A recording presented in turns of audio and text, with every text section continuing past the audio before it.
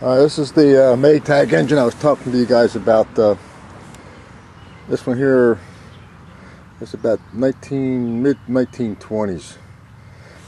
The pulley that runs the washing machine. This sits underneath the wash tub on it.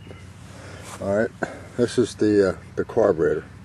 It's got a little fuel pickup down here with a fine screen on it with a check valve. Once the fuel goes up into the tube, it can't go back down into the the fuel tank. The fuel stays up in the thing. And this is the needle valve. That's off. This is about the run position right about here. This is the air intake right here. All right. I had the cylinder out, off of it, the piston out, and I reworked the rod cap on the crankshaft because there was so much play in it. I sanded it one side, and then I sanded the other, the rod side of it, until we got it pretty much even down to it, tightened up. But boy, there's a lot of play in it. So wonder the thing didn't beat itself up and throw a rod. And the rod's made out of all brass. Okay, I got it ready. That's the muffler. On the old ones in the engines, they had a tube, a flexible tube that hooked onto here that ran outside. If they had it in the house. I wouldn't want to run one of these things in the house. But anyway, let's see if it'll start. And you'll see this thing will jump all over the place. There it goes.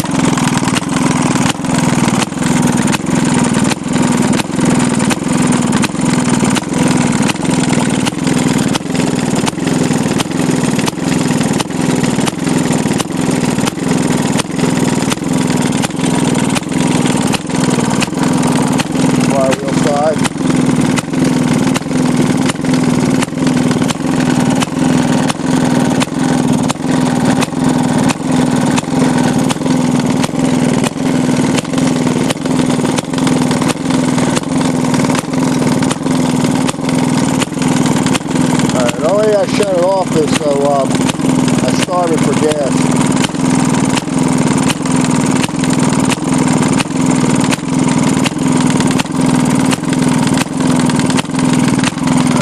We do that now.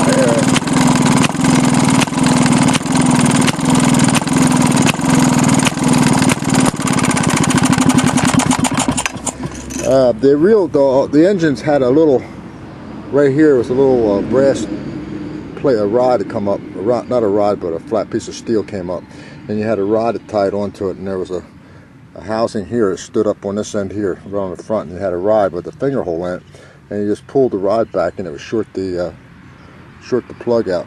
This thing is a true two-cycle hit and miss.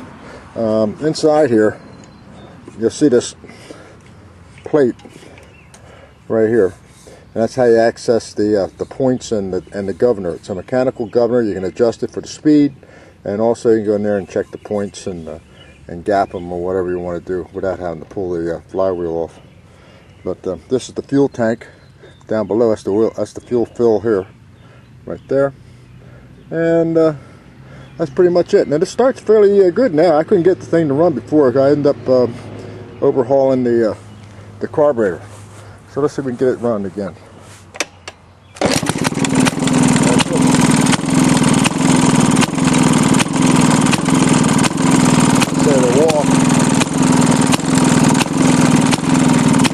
That's it.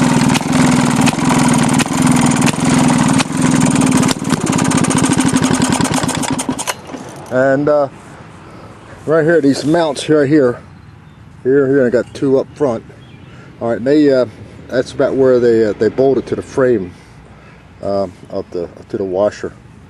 So we got this one cooking. Kind of left it rustic the way it looked. They didn't really do a lot of. I did remove some rust on it, but I didn't paint it or anything like that. But like I said, we had it all completely ripped down and worked it and put it back together, and it runs now. All right. That's it, Maytag engine, mid-1920s, and that's what the little lady listened to while her washing machine was working. That's pretty cool. All right, that's it.